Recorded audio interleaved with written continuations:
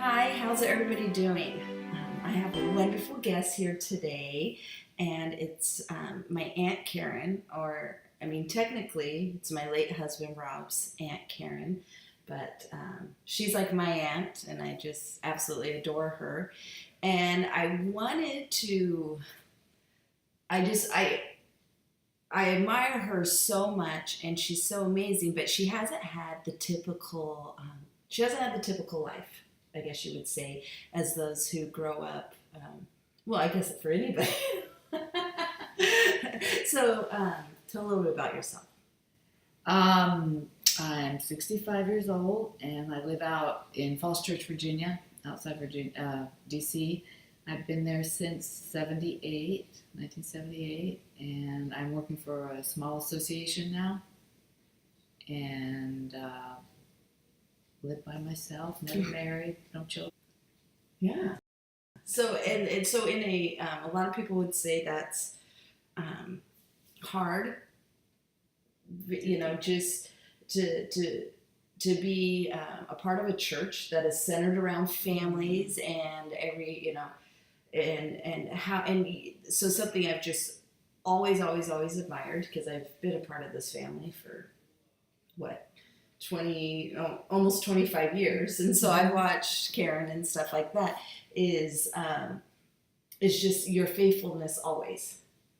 And I've seen, and maybe I haven't seen hard times, but I think that was just instilled from our childhood. That the church was so important. I definitely thought I would get married and have children. That didn't happen. But I think the church is really what keeps me going. It's I was telling Patti earlier, I said, it seems like every time they split the ward, I get further and further away from some of my closest friends. I said, I'm in a new ward and state now, and I've never moved. And but there are always a few people there I know from a previous ward, and that's kind of a nice connection. Some of the people I've known for 30 years, but there aren't many. Like I said, a lot of my close friends, they keep now are in different states, actually. So that's probably the hardest part about when they split the wards or something like that. It would be nice to have some of them, but it does get me out of my comfort zone, and you do meet some really great people in the new wards too. So, so you live out in Virginia, and the majority of your family lives west, or all your family lives west, and majority of them live. Why have you stayed out in Virginia all these years? I always had a desire to move to the East Coast from the time I was like in junior high or high school. Yeah, and so I really do like the East. I do like the East and the South. I'm not sure Northern Virginia is considered South, but I do like it out there. And there are some family members up there. I have some up in New York and Boston. The current job I have, I think the best thing about it is I've been able to travel to cities where I have family members. I've been to Dallas, and I used to come to Houston. I've gone to California. I've gone to Phoenix, and that's really been great, because then I can get to know the next generation of children. Well, you have, so it's one thing I would say about Caren is she's always visiting nieces and nephews. Yeah. And there's nothing, for my kids who have a million grandmas, it's nothing wrong with having another grandma. I love that. I've gotten to know some of the great nieces and nephews even more, because I'm there a lot. So even seeing them once a year or something, you kind of get, I've gotten to know them more, and they get to know me. And I love that. That's, like I said, that's probably the best part of this current job. And Karen's always been super close to my Ellie. Always. Even before sick, Caren and Ellie have always been close. And they've always had a special bond that it's just been wonderful. It's been wonderful for Ellie to have another strong female to look up to and talk to, I guess is a good way to put it. And I think for all of us girls would say that we all have that. I don't know if that makes sense. Well, I know when I first started this job, actually, Adrian told me she was coming out to visit you and Rob. And she said, you should come out. And I had only been there like my new job, like a week. But I told my boss, I can't remember exactly. Anyway, when I came out like a couple weeks after I started working there, and then you were pregnant with the twins. Yeah. And then, and so I got to spend time with your family there. And then the following year she came out again. The twins were like a year. Mm-hmm. And I came out then and saw them. And then, after that with Robbie. But I've always treasured those times. I thought, I'm so glad that I was able to do that because it got me to be with you and your kids and Robbie and everything. So that was actually I look back, that was a tender mercy. Yeah. Yeah. I mean, that's one of the things to do it. And like I said, I've never lived in the same state as Caren, but yet we're still super close.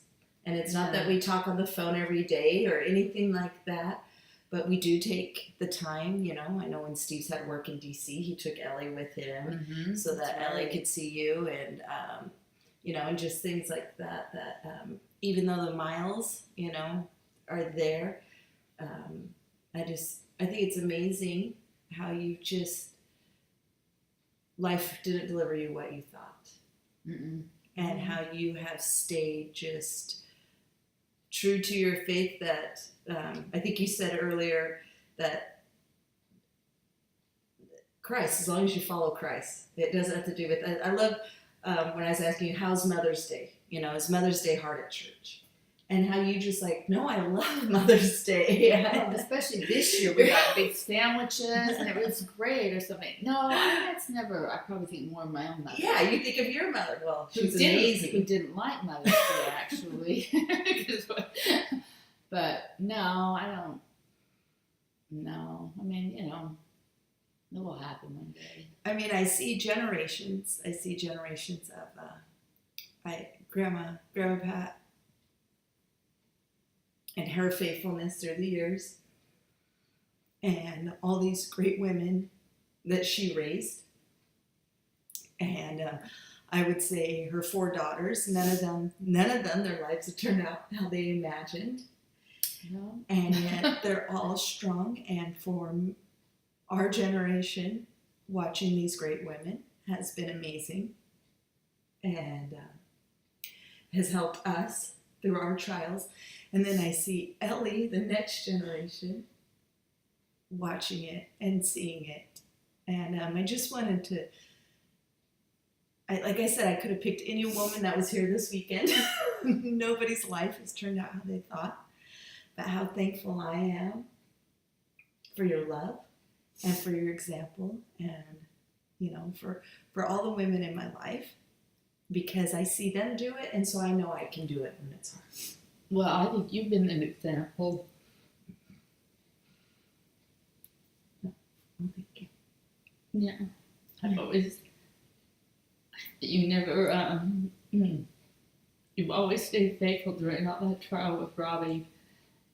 And I thought, I know that's why you were blessed with Steve, because you were always faithful. You never, I'm sure there were times you were angry and sad and probably thought, what's going on? But you never blamed the Lord or anything for your trials. And I think that's why you've been blessed with a great husband and great kids and had a great life. And I always admired that. I remember I'd say to my friends, imagine having 5 kids, being 31 or something, and they all just said, no, don't even go there, because, they said, no, I can't even imagine that happening. So I've always admired your faith.